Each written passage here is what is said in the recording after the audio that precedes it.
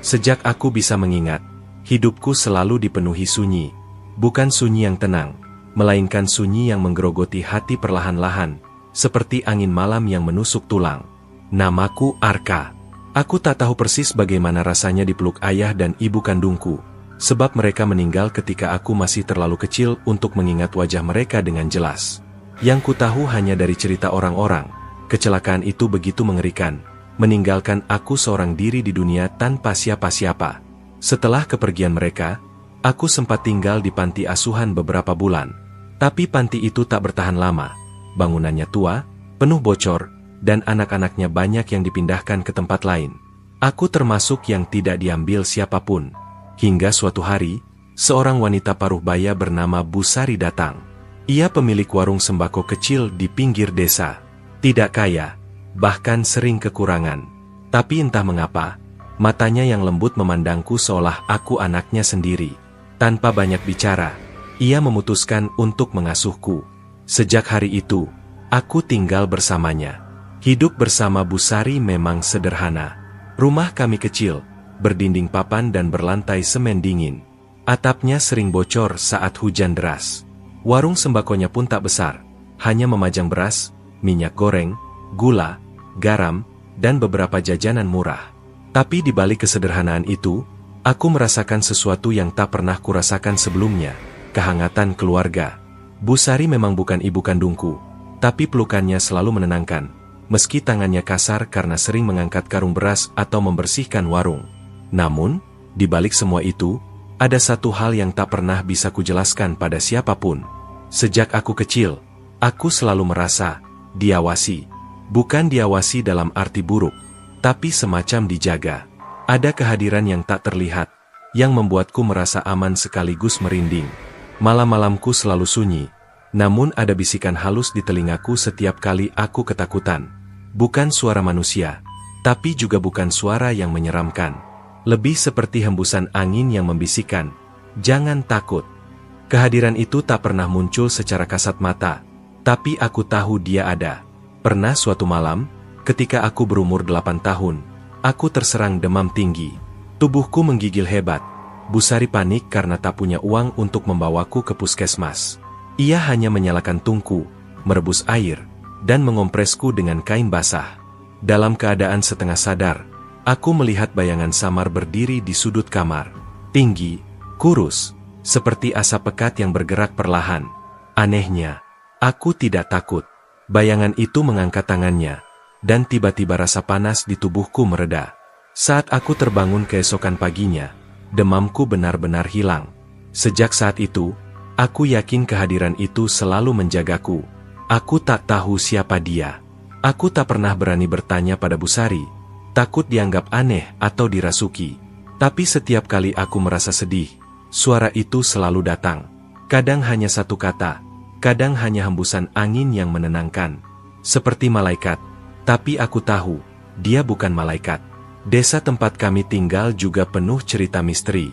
Orang-orang tua sering bercerita tentang makhluk penunggu hutan, atau roh yang menjaga mata air tua di belakang desa. Malam-malam tertentu, terutama ketika bulan purnama, terdengar suara gamelan samar-samar dari arah hutan.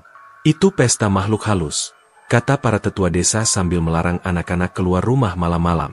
Aku tak tahu mana yang benar, tapi sejak tinggal di sini, aku sering melihat bayangan-bayangan bergerak di pojok mataku. Hidupku bersama Busari berjalan damai selama beberapa tahun. Aku membantu di warung setiap pulang sekolah, mengangkat karung beras kecil, menata gula-gula di rak, atau sekadar menyapu halaman. Busari selalu berkata, "Kita mungkin miskin, nak, tapi asal hati kita bersih, rezeki selalu ada jalannya." Kata-kata itu tertanam dalam pikiranku. Namun, kebahagiaan itu mulai goyah ketika juragan sembako terkaya di desa, Pak Surya, mulai mendekati Busari.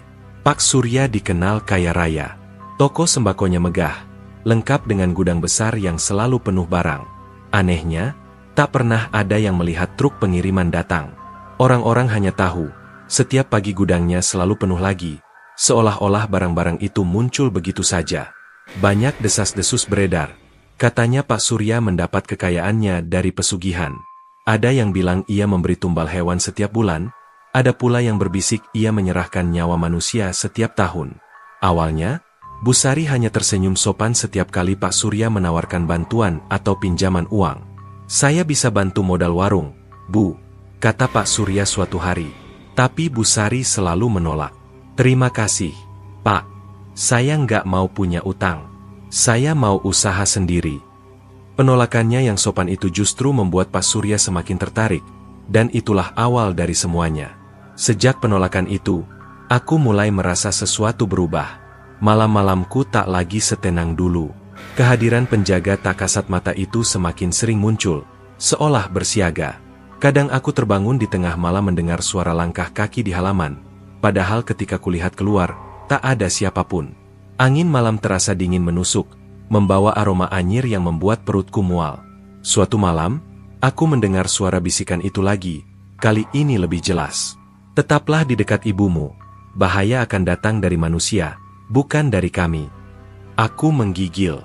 Suara itu bukan ancaman, tapi peringatan. Sejak malam itu, aku tak pernah lagi memandang dunia dengan cara yang sama. Aku sadar, hidupku dan hidup Bu Sari tidak seaman kelihatannya. Sejak peringatan itu terdengar di telingaku, hari-hariku tak pernah sama lagi. Setiap langkahku terasa diawasi, bukan oleh mata manusia, tapi oleh sesuatu yang jauh lebih tua dari desa ini. Kehadiran itu, penjaga yang tak pernah menyebutkan namanya, selalu ada. Kadang aku merasakannya berdiri di belakangku ketika aku menyapu halaman warung. Kadang hanya terasa seperti angin dingin yang bergerak pelan di tengkuku. Anehnya, semakin aku tumbuh besar, kehadirannya semakin jelas. Dulu, waktu aku masih kecil, aku hanya mendengar bisikan samar. Tapi sekarang, kadang aku mendengar desah napasnya. Kadang aku melihat bayangan gelap memantul di kaca jendela. Bayangan yang tinggi dan kurus, tubuhnya seperti asap hitam berputar, namun matanya ada cahaya redup, seolah bara api yang terpendam. Meski wujudnya aneh, aku tidak pernah merasa takut. Malah, ada rasa aman yang sulit kujelaskan. Bu Sari tak pernah tahu soal ini. Dia sibuk dengan warungnya, dengan hutang-hutang kecil yang harus dibayar, dan dengan usaha kerasnya agar aku bisa tetap sekolah. Pagi-pagi buta, dia sudah bangun menanak nasi, menyapu teras, lalu membuka warung. Sementara aku bersiap sekolah, dia selalu tersenyum padaku. "Kamu harus rajin belajar, Nak, biar nggak susah kayak ibu." Aku hanya mengangguk, padahal dalam hatiku, aku tahu kami bukan cuma susah, kami juga sedang diawasi oleh sesuatu yang jauh lebih berbahaya dari kemiskinan. Beberapa minggu setelah penolakan Bu Sari terhadap tawaran Pak Surya, hal-hal aneh mulai terjadi. Setiap malam, aku mendengar suara langkah kaki berat di luar rumah. Bukan langkah orang mabuk, bukan juga maling. Langkah itu perlahan, teratur, seperti seseorang yang sengaja mengelilingi rumah kami. Ketika aku mengintip dari celah dinding papan, halaman terlihat kosong. Tapi suara itu tetap ada. Suatu malam, aku memberanikan diri bertanya pada penjaga tak kasat mata itu. Dalam hati, aku bicara pelan, takut-takut, seperti berbicara dengan seseorang yang berdiri tepat di sampingku. "Siapa kamu? Kenapa selalu mengikutiku?" Tak ada jawaban. Hanya suara angin berdesir di telingaku. Tapi beberapa detik kemudian, aku mendengar bisikan pelan, nyaris tak terdengar. "Aku berjanji kepada mereka, aku tak akan meninggalkanmu sampai waktunya tiba." Aku tidak mengerti. Siapa yang dimaksud mereka? Apakah ayah dan ibuku? Dan apa maksudnya sampai waktunya tiba? Sejak malam itu, aku mulai memperhatikan tanda-tanda aneh di sekitarku. Benda-benda kecil sering berpindah tempat tanpa alasan. Kain lap di warung tiba-tiba jatuh padahal tak ada angin. Pintu belakang yang sudah dikunci bisa terbuka sendiri di pagi hari.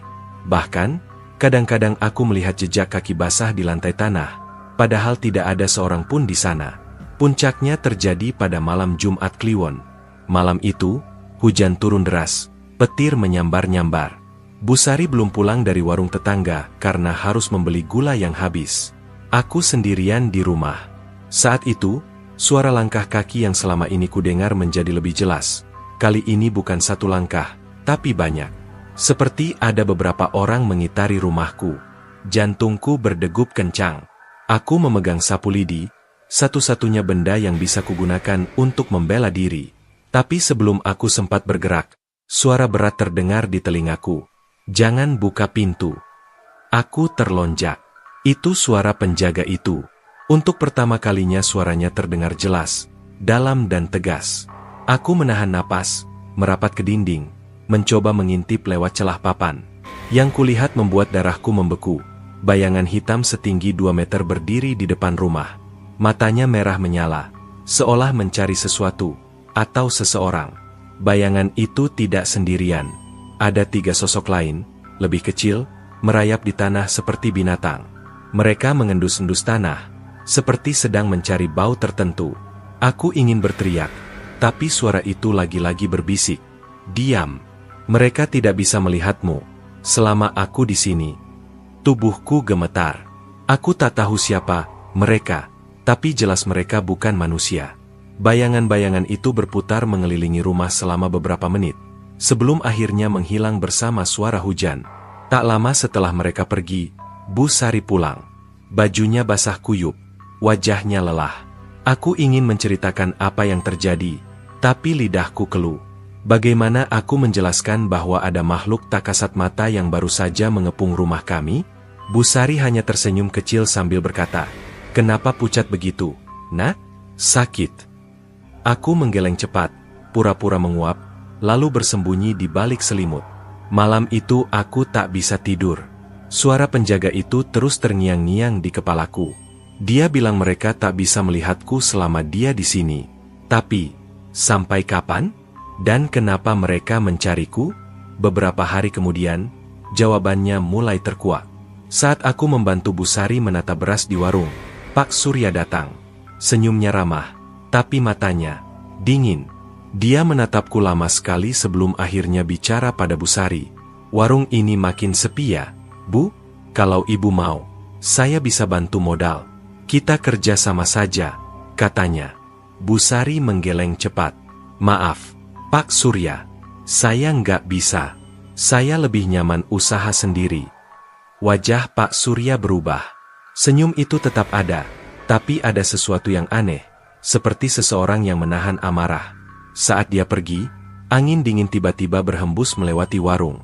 Bisikan penjaga itu terdengar lagi, lirih tapi tegas. Dia haus darah. Sejak saat itu, aku tahu satu hal. Bu Sari bukan sekadar menolak pinjaman. Dia menolak sesuatu yang jauh lebih gelap. Dan sekarang, kami berdua jadi sasarannya. Desa tempatku tinggal sebenarnya tenang. Terlalu tenang. Siang hari semua tampak normal. Anak-anak bermain di sawah, ibu-ibu menjemur padi, bapak-bapak merokok di balai desa sambil berbincang soal harga gabah. Tapi kalau kau dengar lebih dekat, selalu ada bisikan yang beredar dari mulut ke mulut. Cerita yang hanya diceritakan pelan-pelan saat malam turun. Kisah tentang juragan sembako kaya raya bernama Pak Surya. Dia pemilik gudang terbesar di desa. Bangunannya berdiri mencolok di pinggir jalan utama, berdinding bata merah yang selalu tampak baru seakan tak pernah lapuk oleh hujan dan panas. Anehnya, tak ada yang pernah melihat truk pengiriman masuk ke sana. Tapi setiap hari gudang itu penuh barang. Beras, minyak, gula, mie instan. Seolah harta itu muncul entah dari mana. Orang-orang berbisik, kekayaan Pak Surya bukan dari kerja keras, tapi dari perjanjian gelap dengan makhluk halus. Awalnya aku tak peduli. Aku hanya anak sekolah yang bantu-bantu warung Bu Sari. Tapi sejak Pak Surya mulai mendekati Bu Sari, aku merasa ada sesuatu yang janggal. Setiap kali dia datang, udara di sekitarnya berubah dingin. Matanya tajam seperti menembus tubuhmu, seolah bisa melihat sesuatu yang orang lain tak lihat. Dan setiap kali dia pergi, bisikan penjaga itu selalu terdengar. Jangan percaya padanya. Beberapa minggu setelah Bu Sari menolak tawaran modalnya, kejadian aneh mulai menimpa kami. Malam-malam kami dipenuhi suara langkah misterius. Barang-barang di warung sering berpindah tempat sendiri, dan Bu Sari mulai sering sakit-sakitan. Tubuhnya lemah, wajahnya pucat, seolah ada sesuatu yang menghisap tenaganya perlahan-lahan. Dokter puskesmas bilang itu hanya kelelahan. Tapi aku tahu, ini bukan penyakit biasa. Suatu malam, aku memutuskan mengikuti bisikan penjaga itu. Aku dibangunkan oleh suara lirih di telinga. "Ikut aku, kau harus lihat sesuatu." Tanpa sadar, kakiku melangkah keluar rumah. Malam itu sunyi. Bulan tertutup awan, hanya suara jangkrik dan angin yang terdengar. Aku berjalan melewati jalan setapak menuju gudang Pak Surya. Setiap langkahku seperti dituntun oleh kekuatan tak terlihat. Tubuhku gemetar, tapi rasa penasaran lebih besar dari rasa takut. Saat sampai di dekat gudang, aku bersembunyi di balik pohon randu besar. Dari celah papan gudang, cahaya redup tampak menyala.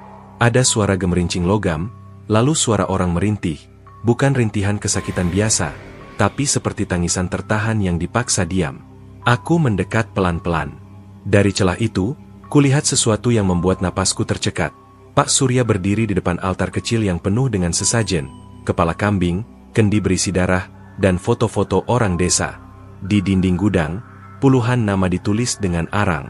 Beberapa nama sudah dicoret, beberapa masih utuh. Dan di antara nama-nama itu, ada nama Busari. Tanganku bergetar hebat. Aku ingin berteriak, tapi suara penjaga itu muncul tiba-tiba, tajam dan tegas. Diam. Kalau kau ketahuan, kau yang akan jadi tumbal berikutnya. Pak Surya mengangkat tangannya, membaca sesuatu yang tak ku mengerti. Tiba-tiba bayangan hitam pekat muncul dari lantai gudang, menjelma seperti asap tebal berbentuk manusia. Bayangan itu mengelilinginya, mengeluarkan suara mendesis panjang. Kerja bagus. Suara Pak Surya berat, seperti bukan miliknya sendiri. Bawa dia padaku, malam bulan purnama berikutnya. Bayangan itu mengangguk pelan, lalu lenyap begitu saja. Aku mundur pelan-pelan, berusaha tak bersuara. Tapi saat kakiku menginjak ranting kering, suara krek terdengar nyaring. Seketika mata Pak Surya mendongak ke arahku. Bola matanya merah menyala, bukan seperti mata manusia. "Siapa di luar?" teriaknya. Jantungku hampir copot. Aku lari secepat mungkin, menembus semak, melewati jalan becek, hingga sampai rumah. Di belakangku, ku dengar suara langkah berat mengejarku, lalu suara bisikan penjaga itu lagi. "Jangan takut, aku di sini." Tiba-tiba angin kencang berputar di sekitarku, seperti tembok tak terlihat yang melindungi. Langkah berat itu berhenti mendadak. Sunyi, hanya napasku yang terengah-engah. Ketika aku sampai rumah, Busari masih tertidur pulas. Aku terduduk di lantai, tubuhku gemetar. Air mata bercampur keringat mengalir di pipiku. Malam itu aku sadar satu hal, Busari dalam bahaya besar. Dan hanya aku, dengan bantuan penjaga tak bernama itu, yang bisa menyelamatkannya. Keesokan harinya, aku mencoba memberitahu Busari. Tapi bagaimana aku menjelaskan semua ini? Tentang bayangan hitam, altar darah, dan namanya yang tertulis di dinding gudang? Bukannya percaya, dia pasti menganggap aku berhalusinasi. Jadi aku hanya diam. Tapi sejak itu aku selalu mengikuti Busari kemanapun dia pergi. Penjaga itu juga makin sering bicara. Kadang hanya peringatan singkat, "Jangan lewat sana." Kadang perintah tegas, "Tunggu, jangan buka pintu." Seperti malam itu, ketika Busari menerima undangan makan malam dari Pak Surya. Katanya dia mau minta maaf. Kata Busari polos. Dia ngajak makan di rumahnya. Hatiku langsung dingin. Aku tak butuh bisikan penjaga untuk tahu itu jebakan. Tapi bisikan itu tetap datang. Kali ini jelas dan tegas. Kalau dia pergi, dia tidak akan kembali. Sejak malam aku melihat nama Busari tertulis di dinding gudang Pak Surya, hidupku berubah total. Setiap hari aku merasa waktu berjalan semakin cepat menuju sesuatu yang buruk. Entah kenapa aku yakin, bulan purnama berikutnya adalah puncaknya. Penjaga tak bernama itu terus membisikkanku hal yang sama. Dia sudah dipilih, kau harus menjaganya. Tapi bagaimana caranya? Aku hanya anak sekolah biasa, tak punya kekuatan apa-apa. Sementara lawanku bukan sekadar manusia, melainkan seseorang yang punya perjanjian dengan makhluk gaib yang haus darah. Busari tak menyadari bahaya yang mengintainya. Dia masih bersikap seperti biasa, tersenyum saat melayani pembeli di warung, menegurku kalau aku malas belajar, dan mengajakku makan nasi hangat dengan sambal terasi setiap malam. Tapi di balik senyumnya, aku mulai melihat perubahan pada dirinya. Wajahnya semakin pucat, tubuhnya lemas, dan matanya sering kosong menatap keluar jendela. Seolah ada sesuatu yang perlahan menguras jiwanya. Beberapa malam setelah undangan makan malam dari Pak Surya, Busari benar-benar berniat pergi. Dia percaya kata-kata manis juragan itu yang mengaku ingin berdamai. Aku panik, tapi aku tak bisa langsung melarang tanpa alasan. "Ibu jangan pergi," kataku pelan malam itu, saat dia merapikan jilbabnya di depan cermin. Busari menoleh heran. "Kenapa, Nak? Ibu cuma makan malam sebentar. Lagi pula, kita nggak boleh terus bermusuhan sama tetangga." Aku menggigit bibir, bingung harus berkata apa. Bagaimana aku bisa menjelaskan bahwa Pak Surya bukan cuma tetangga kaya, tapi pria yang menjual jiwanya untuk kekayaan dan kini ingin menjadikan Busari sebagai tumbal? Kalau aku bicara, aku takut Busari malah mengira aku kerasukan. "Percaya sama aku, Bu. Jangan pergi malam ini," pintaku lagi. Busari menghela napas, lalu memegang pundakku lembut. "Kamu kenapa, Arka? Akhir-akhir ini kamu sering murung. Kalau kamu takut ibu tinggal, tenang aja. Ibu cuma sebentar kok. Nggak akan lama." Suaranya menenangkan, tapi hatiku semakin gelisah. Saat itu juga bisikan penjaga terdengar di telingaku, lebih keras dari biasanya. "Kalau dia pergi, dia takkan kembali. Hentikan dia, sekarang." Tanpa pikir panjang, aku meraih tangan Busari. "Jangan pergi," teriakku lebih keras dari yang kuinginkan. Matanya terbelalak kaget. "Ada apa, Nak?" Aku gemetar. Air mata tanpa sadar menetes. "Aku cuma takut." Busari terdiam lama. Akhirnya dia menghela napas, lalu melepas jilbabnya perlahan. "Baiklah, ibu batal pergi. Tapi besok kamu harus cerita semuanya sama ibu, ya?" Aku mengangguk cepat, lega sekaligus takut. Lega karena Busari batal pergi malam itu. Takut karena aku tahu ancaman belum berakhir, hanya tertunda. Malam itu, ancaman benar-benar datang. Sekitar tengah malam, aku terbangun oleh suara langkah kaki di halaman. Bukan satu, tapi banyak. Aku mengintip dari celah papan. Gelap, tapi mataku menangkap sesuatu bergerak. Bayangan hitam merayap di tanah, bentuknya tak jelas, seperti asap pekat yang menggumpal. Mereka berputar mengelilingi rumah, bergerak pelan tapi pasti. Tiba-tiba, pintu warung berderit terbuka sendiri. Angin dingin masuk, membawa aroma anyir menyengat. Aku menahan napas. Bayangan itu masuk perlahan, menuju kamar Busari. "Bangun dia, sekarang," bisik penjaga itu. Tanpa ragu aku berlari ke kamar Busari, mengguncang bahunya. "Bu, bangun, ada sesuatu." Dia terbangun setengah sadar, kebingungan. "Ada apa sih, Nak?" Sebelum aku sempat menjawab, pintu kamar terbanting keras. Bayangan hitam itu sudah masuk. Bentuknya berubah menjadi sosok tinggi dengan mata merah menyala. Suara mendesis keluar dari mulutnya, membuat telingaku berdengung. Saat itu juga, angin kencang berputar di dalam kamar. Penjaga itu muncul, bayangan tinggi berwarna gelap, tanpa wajah, tapi auranya kuat. Dia berdiri di antara kami dan makhluk itu. "Pergi!" Suaranya menggema, bukan dalam bahasa manusia, tapi aku mengerti artinya. Makhluk itu meraung. Mereka saling berhadapan, seperti dua kekuatan gaib yang saling menekan. Lantai bergetar, udara semakin dingin, lampu minyak berkedip-kedip sebelum padam total. Dalam gelap, hanya mata merah makhluk itu dan cahaya samar penjaga yang terlihat. Busari memelukku erat, menangis ketakutan. Aku juga gemetar, tapi entah kenapa aku percaya penjaga itu tak akan membiarkan kami celaka. Pertarungan tak terlihat terjadi di depan mataku.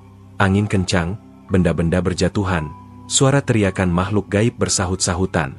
Akhirnya, makhluk itu lenyap, terhempas keluar jendela dengan suara menggelegar. Sunyi, hanya suara napas kami yang tersisa. Penjaga itu menoleh padaku. Meski tanpa wajah aku tahu dia menatapku. Bisikannya terdengar pelan tapi tegas. "Dia tidak akan berhenti, sampai ibumu jadi miliknya." Sejak malam itu, Busari percaya padaku. Dia mungkin tidak mengerti sepenuhnya, tapi dia tahu ada sesuatu yang mengincarnya. Kami mulai tidur bersama di satu kamar, mengunci semua pintu dan jendela setiap malam. Tapi aku tahu itu tak cukup. Setiap malam, bisikan penjaga semakin sering. Kadang dia memberiku peringatan, "Jangan keluar malam ini." Kadang petunjuk, "Di bawah rumah, ada tanda mereka." Ketika aku memeriksa, Benar saja, aku menemukan potongan kain merah dengan tulisan aneh terkubur di tanah. Ku tahu itu bukan milik Busari. Itu tanda pesugihan. Dan setiap kali bulan makin penuh di langit, udara makin dingin, dan bayangan hitam makin sering muncul. Aku tahu waktunya makin dekat. Sejak malam ketika makhluk-makhluk itu menerobos rumah kami, aku tak pernah lagi merasakan tenang.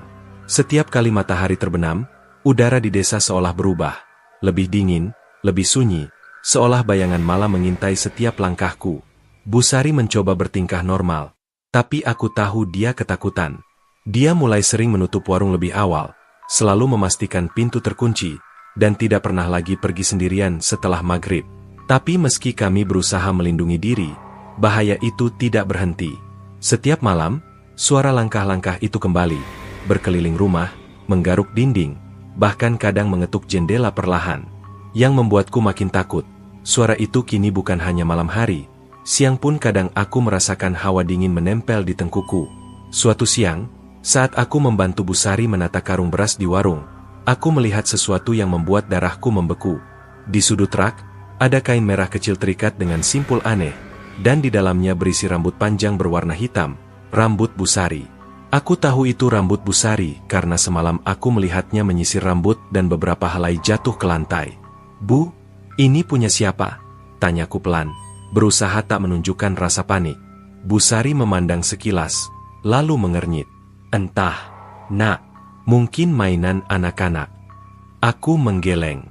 "Bukan, ini bukan mainan." Begitu aku menyentuh kain itu, udara di sekitarku langsung berubah dingin. Bisikan penjaga muncul di telingaku. "Jangan sentuh. Itu tanda mereka. Buang sekarang juga." Tanpa pikir panjang, aku melempar kain itu keluar dan menguburnya jauh di tanah kosong di belakang rumah. Tapi sejak saat itu, kejadian-kejadian aneh makin sering. Seolah Pak Surya tahu aku menemukan tanda pesugihannya.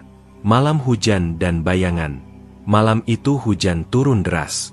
Atap rumah bocor. Air menetes deras ke ember-ember yang kami letakkan di lantai. Busari tidur pulas di kamar. Kelelahan setelah seharian bekerja. Aku tidak bisa tidur. Setiap suara petir membuatku gelisah. Bukan karena petirnya, tapi karena setiap kali kilat menyambar, aku melihat bayangan tinggi berdiri di luar jendela. Aku mencoba menenangkan diri, tapi suara penjaga muncul lagi. "Jangan lihat keluar. Dia menunggumu." Aku menutup mata rapat-rapat, tapi rasa penasaran mengalahkan rasa takutku. Perlahan, aku melongok keluar lewat celah papan, dan di sanalah aku melihatnya. Sosok hitam setinggi 2 meter, berdiri kaku di tengah hujan, menatap lurus ke arah rumah. Matanya merah menyala seperti bara api, tangannya panjang, hampir menyentuh tanah, dan di bahunya tergantung karung lusuh yang bergerak-gerak sendiri, seolah ada sesuatu hidup di dalamnya. Tanpa sadar aku mundur. Lalu, suara lirih itu lagi, penjaga tak bernama. "Mundur, Arka. Jangan sampai kau lihat isi karung itu." Aku langsung menutup mata dan mundur ke sudut ruangan. Tiba-tiba terdengar suara teriakan dari luar. Suara yang bukan manusia. Disusul suara pintu rumah dihantam keras hingga hampir jebol. Busari terbangun dan berteriak ketakutan. "Arka, itu apa?" Sebelum aku sempat menjawab, penjaga itu muncul. Sosok tinggi berwarna gelap dengan aura dingin yang familiar bagiku. Dia berdiri di depan pintu, tubuhnya memanjang seperti asap, menutupi seluruh ruangan. Suara beratnya menggema. "Mundur. Ini bukan untukmu, Busari." Pintu rumah kembali dihantam, kali ini lebih keras. Bayangan merah dari luar memaksa masuk, membuat papan pintu bergetar hebat. Pertarungan pun dimulai. Pertarungan tak kasat mata. Yang kulihat malam itu sulit kujelaskan dengan kata-kata. Benda-benda di dalam rumah beterbangan, angin berputar liar seperti badai, dan suara raungan makhluk-makhluk itu memenuhi udara. Sementara itu, penjaga berdiri tegap, tubuhnya memanjang dan berubah bentuk seolah asap yang hidup, memukul bayangan-bayangan itu dengan kekuatan tak terlihat. Aku berpegangan erat pada Busari yang menangis ketakutan. Dalam kepanikan, aku sempat melihat sesuatu aneh. Lingkaran cahaya biru samar muncul di lantai tepat di bawah kakiku. Cahaya itu terasa hangat, berbeda dari aura dingin penjaga. Bertahan di dalam lingkaran itu, bisik penjaga. Selama kau di sana, mereka tak bisa menyentuhmu. Aku menarik Busari masuk ke dalam lingkaran cahaya itu. Dan benar, setiap kali bayangan hitam mencoba mendekat, mereka seperti terbakar, mengeluarkan suara mendesis marah. Pertarungan berlangsung lama, hingga tiba-tiba suara gong besar terdengar dari arah gudang Pak Surya. Seketika, semua bayangan menghilang. Sunyi kembali menyelimuti malam. Setelah semua reda, penjaga menoleh padaku. Meski dia tak punya wajah, aku bisa merasakan pandangannya menusuk ke dalam hatiku. Ini baru awalnya. Arka, mereka belum berhenti. Juragan itu sudah memilih ibumu sebagai tumbal purnama. Kalau kita tidak bergerak duluan, dia akan mendapatkannya. Aku tercekat. Kita harus gimana? Penjaga diam lama, lalu menjawab lirih. Kau harus melihat kebenarannya, meski itu akan menghancurkanmu. Aku tak mengerti maksudnya, tapi aku tahu satu hal. Malam itu, perang antara aku, Busari, dan Pak Surya baru saja dimulai. Sejak malam itu, aku tak bisa tidur nyenyak.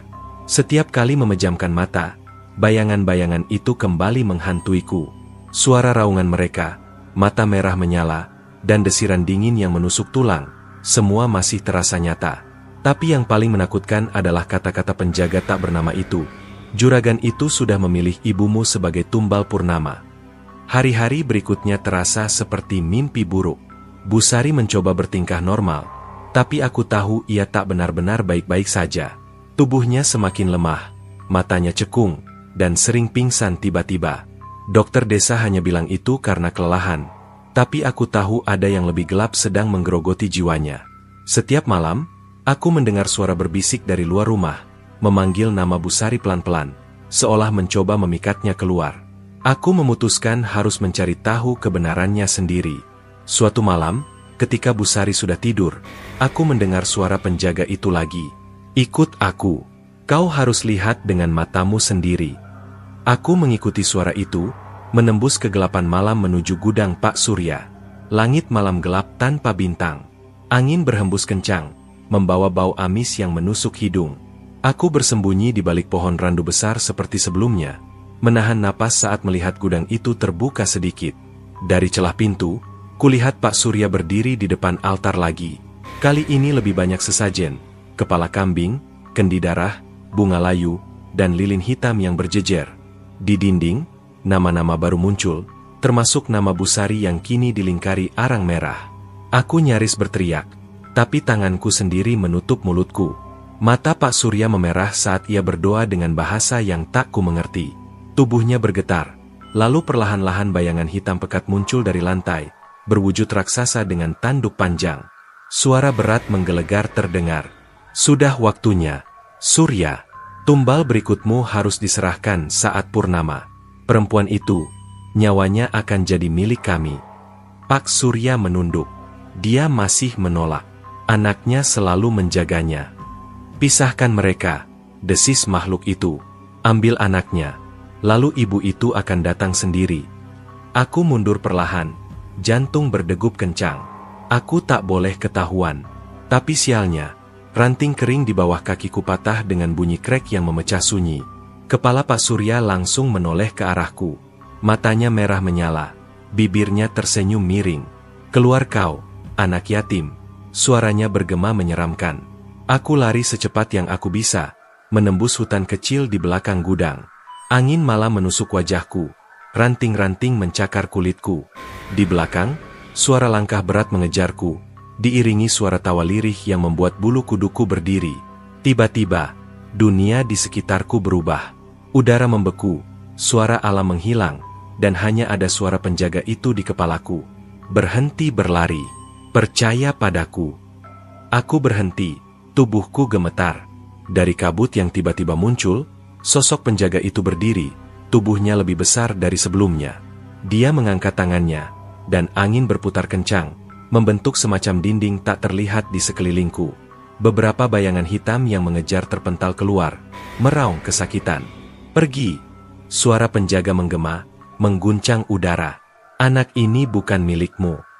Suara itu membuat bayangan-bayangan itu mundur, tapi tidak menghilang sepenuhnya. Mereka mengitari kami, menggeram seperti binatang lapar. Dari kejauhan, terdengar suara Pak Surya yang marah, memanggil nama-nama yang asing bagiku, mungkin nama makhluk-makhluk yang dipanggilnya dari dunia lain. Aku menutup telinga, menangis ketakutan. Aku nggak sanggup, aku cuma anak kecil. Penjaga itu menunduk, suaranya pelan tapi tegas. Kau bukan anak kecil biasa. Darahmu adalah kunci. Apa maksudmu? Tanyaku terbata-bata. Kedua orang tuamu menyerahkan sesuatu padaku sebelum mereka mati. Mereka memintaku melindungimu, sampai waktunya kau memilih, melawan atau menyerah. Sebelum aku sempat bertanya lebih lanjut, suara Pak Surya semakin dekat. Penjaga itu segera mendorongku ke arah jalur kecil menuju rumah. Lindungi ibumu. Aku akan menahan mereka malam ini. Tapi saat purnama, kita harus akhiri ini. Aku berlari pulang, napasku memburu. Sesampainya di rumah, Bu Sari sudah berdiri di depan pintu, wajahnya pucat ketakutan. Kamu dari mana, Nak? Ibu hampir gila nyari kamu. Aku tak menjawab. Aku hanya memeluknya erat. Dalam pelukan itu, aku sadar satu hal, perang ini belum selesai. Dan purnama semakin dekat. Sejak malam aku mengetahui rahasia pesugihan Pak Surya, hari-hariku berubah jadi hitungan mundur menuju bencana. Bulan purnama tinggal beberapa hari lagi. Setiap malam, bayangan-bayangan itu semakin berani. Mereka tak lagi sekadar mengitari rumah, tapi mulai mengetuk jendela, menggaruk pintu, bahkan berbisik memanggil nama Bu Sari dengan suara yang meniru suaraku sendiri. Kadang-kadang aku mendengar tangisan anak kecil dari luar rumah, suara yang memohon dibukakan pintu, tapi penjaga selalu memperingatkanku, jangan tertipu, itu bukan manusia. Bu Sari makin lemah, tubuhnya seperti kehilangan tenaga sedikit demi sedikit setiap malam. Kulitnya pucat, matanya cekung, dan napasnya berat. Meski aku berusaha menghiburnya, aku tahu ada sesuatu yang merenggut hidupnya perlahan. Penjaga itu berkata, ikatan pesugihan sudah mulai menghisap jiwanya. Kalau kita tidak memutusnya sebelum purnama, dia akan hilang selamanya. Malam sebelum purnama, penjaga membawaku ke tempat yang selama ini hanya kudengar dari bisikan orang tua desa, sumur tua di belakang hutan. Katanya, sumur itu adalah gerbang perjanjian Pak Surya dengan makhluk pesugihan. Kami berjalan melewati hutan yang sunyi. Tidak ada suara jangkrik, tidak ada hembusan angin, seolah semua makhluk hidup menghindari tempat itu. Sesampainya di sana, aku melihat sumur tua itu, ditutup papan kayu lapuk, di sekelilingnya tergeletak sesajen busuk, kepala ayam, dupa yang sudah padam, dan koin-koin kuningan yang berkarat. Penjaga berdiri di sampingku, tubuhnya tinggi menjulang, lebih besar daripada biasanya. Auranya bergetar, seperti siap untuk perang. Disinilah semuanya dimulai, bisiknya. Dan disinilah harus diakhiri. Aku harus ngapain? Tanyaku pelan, gemetar. Kau harus berani menatap kebenaran, dan menerima darahmu sendiri. Sebelum aku sempat bertanya maksudnya, tanah di sekeliling sumur bergetar. Kabut hitam keluar dari celah papan, berubah menjadi tangan-tangan panjang yang mencoba meraihku. Aku mundur, tapi penjaga berdiri di depan, menahan serangan itu. Suaranya menggema keras, memanggil nama yang tak ku mengerti. Tiba-tiba kabut itu berhenti, lalu berubah wujud, menjadi Pak Surya. Tapi kali ini, dia bukan manusia lagi. Kulitnya pucat kebiruan, matanya merah menyala, dan di punggungnya tumbuh tanduk panjang yang berputar seperti akar pohon. Suaranya berat, bergema, seolah dua suara berbicara bersamaan. Kau mencuri tumbalku, anak yatim, geramnya. Sekarang kau akan membayarnya. Aku tak bisa bicara. Tubuhku gemetar hebat. Tapi penjaga berdiri di depanku, menangkis serangan Pak Surya yang melesat secepat angin. Pertarungan mereka bukan pertarungan biasa.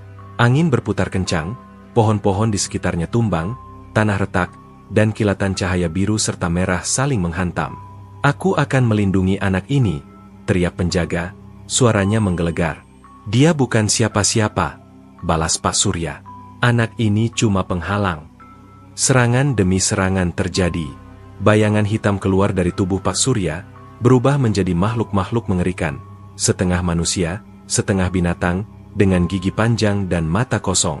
Mereka melompat ke arahku, tapi lingkaran cahaya biru muncul lagi di bawah kakiku, melindungiku.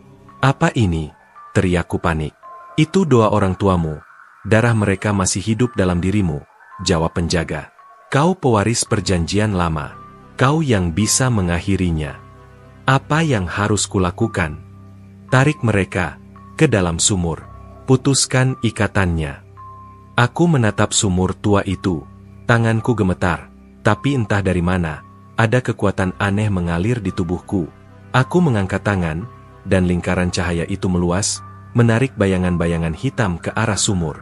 Mereka menjerit, mencoba kabur, tapi cahaya itu terlalu kuat. Pak Surya meraung marah. Tubuhnya berubah semakin besar, tanduknya menjulur panjang. Dia melompat ke arahku, tapi penjaga menghadangnya. Dua kekuatan bertabrakan, ledakannya membuat tanah bergetar hebat. Aku tidak akan kalah dari anak yatim bodoh ini, teriak Pak Surya. Dia bukan anak yatim biasa, balas penjaga. Dia pewaris doa yang kau hianati. Aku tak mengerti sepenuhnya apa maksud mereka, tapi aku tahu aku harus bertahan. Dengan sisa tenaga, aku berteriak sekuat-kuatnya sambil mengarahkan cahaya biru ke sumur. Cahaya itu meledak, menyilaukan mata, lalu semuanya berubah sunyi. Saat aku membuka mata, Pak Surya jatuh tersungkur di tepi sumur. Tubuhnya mengecil, tanduknya lenyap, dan matanya kembali normal, tapi kosong, seolah jiwanya sudah hilang. Sumur tua itu kini tertutup rapat oleh cahaya biru, lalu runtuh perlahan menjadi tanah biasa. Aku terduduk lemas. Penjaga berdiri di sampingku, tubuhnya juga tampak lemah, tapi ada ketenangan dalam auranya. Dia menoleh ke arahku, meski tanpa wajah aku merasa dia tersenyum. Selesai, untuk sekarang. Tapi, Bu Sari, tanyaku panik. Dia selamat. Ikatan pesugihan sudah putus. Tapi aku harus pergi. Tugasku sudah selesai. Air mataku menetes. Jadi, aku nggak akan ketemu kamu lagi. Aku selalu ada, hanya saja kau tak akan melihatku. Aku menunduk, mencoba menerima kenyataan itu. Saat aku menoleh lagi, penjaga sudah hilang, meninggalkan kesunyian malam dan suara angin lembut yang menenangkan. Malam setelah pertarungan itu terasa berbeda. Untuk pertama kalinya sejak berbulan-bulan, tidak ada suara langkah di luar rumah. Tidak ada ketukan jendela, tidak ada bayangan merah yang mengintai dari kejauhan.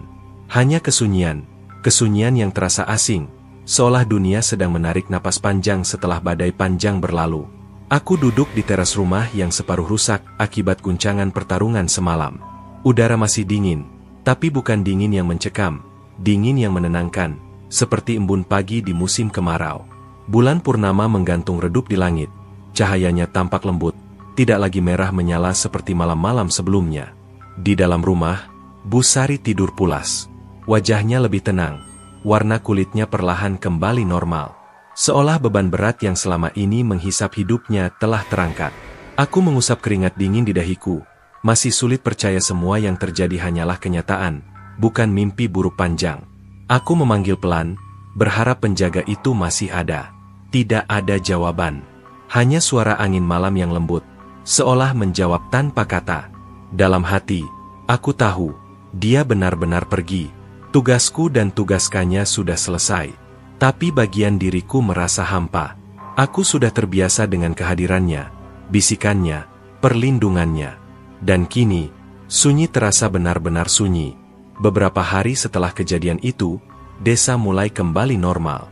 Orang-orang tidak lagi melihat bayangan aneh atau mendengar tangisan misterius di malam hari. Gudang Pak Surya kini kosong.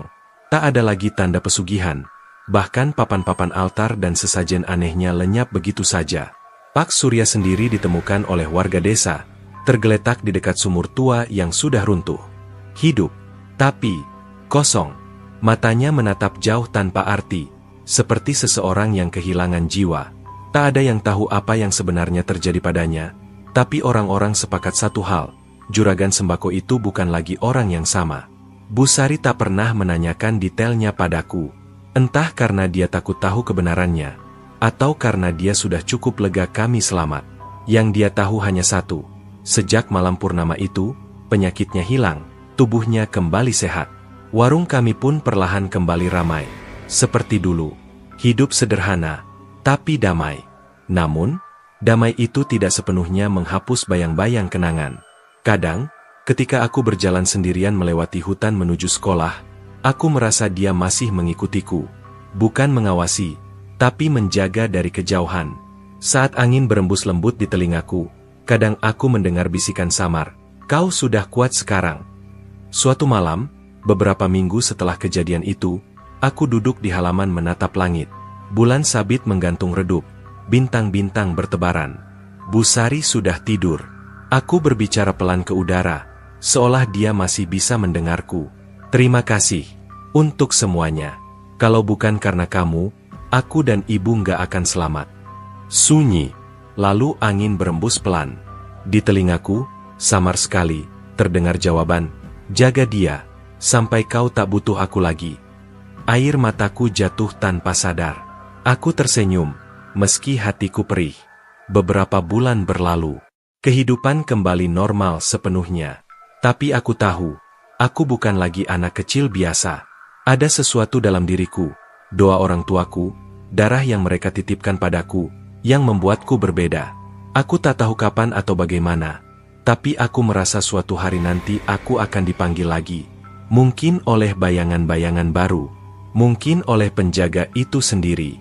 Dan sampai hari itu tiba, aku hanya bisa berharap, semoga kedamaian ini bertahan lama. Semoga Bu Sari tak perlu tahu betapa dekatnya kami dengan neraka pada malam purnama itu. Semoga bisikan yang dulu menakutkanku, suatu hari hanya jadi kenangan indah tentang seorang penjaga tanpa nama, yang memilih melindungi anak yatim piatu kecil dari keserakahan manusia dan kegelapan pesugihan. Aku menatap bulan sabit malam itu, dan untuk pertama kalinya, aku tidak merasa sendirian.